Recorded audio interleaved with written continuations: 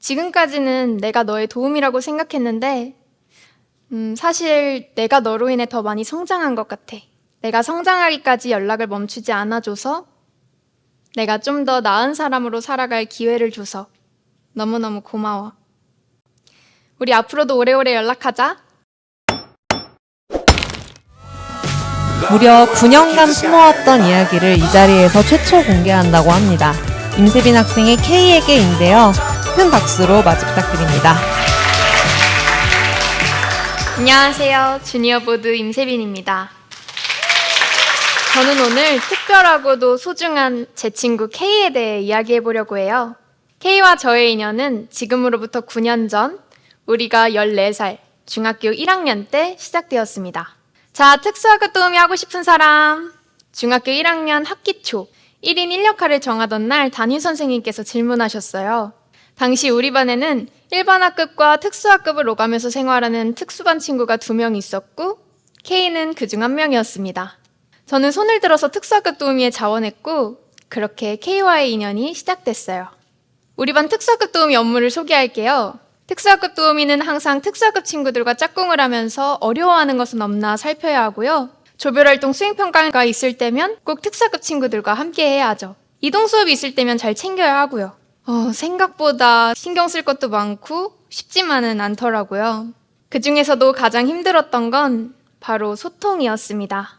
아무래도 특수학급 친구들이다 보니 소통이 원활하게 잘 이루어지지만은 않았거든요. 그래서 가끔은 내가 지금 벽에다 대고 얘기하고 있나? 싶을 정도로 답답하기도 했습니다.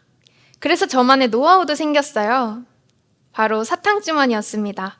이 사탕주머니에 등교할 때마다 사탕을 가득 채워가서는 특수학급 친구들이 조금이라도 잘한 게 있을 때면 과장된 칭찬과 함께 사탕을 하나씩 줬어요. 이 사탕주머니는 우리 반 수업 시간에 평화를 지켜줬고 담임선생님께서는 제 가정통신문에 이런 칭찬도 남겨주셨습니다. 그렇게 특수학급 도우미 생활을 한 저는 중학교를 졸업하고 타 지역에 있는 고등학교에 입학하게 됩니다. 그러면서 자연스럽게 K와도 이별하게 됐고요. K에 대한 기억이 흐려질 때쯤 K로부터 카톡이 왔습니다. 무려 7년 만에요. 7년 만에 한 연락치고는 굉장히 간결하고 담백한 연락을 주고받은 우리였습니다. 그리고 이렇게 시작된 K의 카톡은 한 달에 한두 번씩은 꼭 왔어요. 무려 2년 동안이나요. 그런데요, 처음에는 반가웠던 이 K의 카톡이 왠지 모르게 점점 불편해지더라고요. 불편한 마음에 K의 카톡에 영혼 없는 단답을 하거나 연락이 온 걸 알면서도 모른 척 하기도 했습니다. 너무 답답했어요. 분명히 불편한 것 같긴 한데 왜 불편한지 그 이유를 모르겠어서요. 그러다가 어느 날 제 오랜 습관인 일기를 쓰다가 제 불편함의 실체와 마주했습니다.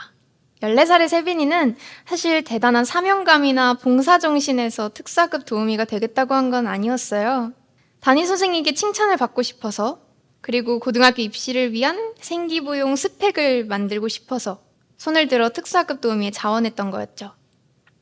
조별활동 수행평가를 특수학급 친구들이 엉망으로 만들어서 최저점을 받았던 날에는 그러면 안 되는 걸 알면서도 그 친구들이 참 원망스럽더라고요. 아까 말씀드렸던 제 노하우 사탕도 사실 그 친구들 예뻐서 준 게 아니라 그냥 저 편하자고 준 거였죠. 일기를 쓰면서 이렇게 하나하나 되짚어보니 알겠더라고요. 저는 14살 제가 부렸던 위선을 인정하기 싫어서 K의 연락이 불편했던 거였어요. K의 카톡은 자꾸만 과거의 제 위선을 마주하게 만들었으니까요. 문제는 이렇게 제 생각을 정리하는 와중에도 K의 카톡이 계속되었다는 거예요. 이제는 선택을 해야 했습니다. 불편한 마음과 그 이유도 알았으니 연락을 그만할까? 아니면 괜찮은 척 연락을 계속 이어갈까? 그런데요, 이 일기를 쓸 때쯤에는 그런 생각이 들었어요. 내가 지금 14살 시절을 후회하고 있는 것처럼 지금 또다시 진심을 다하지 못하고 도망쳐버리면 언젠간 또 일기를 쓰면서 지금 이 순간을 후회하겠구나. 그리고 생각했죠. 20대의 나는 14살의 나와는 달라야 하지 않을까? 그때보다는 조금이라도 더 나은 사람이어야 하지 않을까? K와의 연락을 계속하기로 했습니다. 다만 너무 오버하지는 말고 딱 다른 친구들과 연락할 때 정도의 성의만을 담아보기로 했어요. 물론 쉽지만은 않습니다. 이건 제가 푸바오 좋아하는 걸 알고 푸바오 떠나던 날 K가 보내온 카톡이거든요. 저는 푸바오가 떠나서 너무너무 아쉬워하고 있는데 K는 이렇게 눈웃음을 날려주는 것만 봐도 사실 제 감정에 K가 깊이 공감해주진 못한다는 걸 알 수 있습니다. 그럼에도 제가 연락에 성의를 담으니까 K는 점점 더 많은 이야기들을 꺼내주더라고요. 근데 이상한 점이 있었어요. 보통 친구 사이에서 영혼 없는 단답 리액션이 계속되다 보면 연락이 뜸해지다가 끊기기 마련이잖아요. 근데 K는 제가 성의 없는 단답 리액션을 할 때도 연락에 성의를 담고 있는 지금도 언제나 변함없이 저한테 연락을 해오고 있더라고요. 그런 K를 보면서 조심스럽게 그런 생각을 했습니다. 어쩌면 이 연락 자체가 K에게 도움이 되고 있는 건 아닐까? 더 나아가서 14살 때 내가 했던 행동과 말들도 K에게 조금이나마 도움이 되진 않았을까? 물론 그때 내 말과 행동은 100% 선한 의지에서 비롯되었다고는 할 순 없지만 그게 조금이나마 K에게 도움이 되었기에 K는 9년 전 그때도 지금도 날 좋은 친구라고 생각하고 연락을 계속 해오는 건 아닐까? 그렇다면 나는 과거의 나를 조금 덜 미워해도 괜찮지 않을까? 9년간 무겁게 가지고 있던 마음의 짐을 조금은 내려놓아 보기로 했습니다. 사실 아까 못다 보여드린 일기 뒷내용엔 이런 내용이 있었어요. 정말 아쉬운 게요. 제 이런 마음을 K한테는 온전히 전하지 못할 것 같다는 점이에요.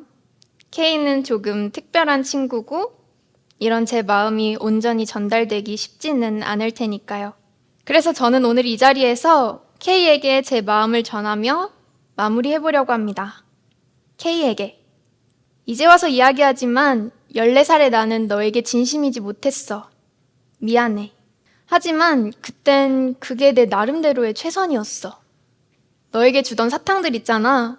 그거 사실 맛있으면서도 몸에 좀 덜 나쁜 걸로 사겠다고 굳이 백화점 가서 무설탕, 수제사탕 사오던 거였어.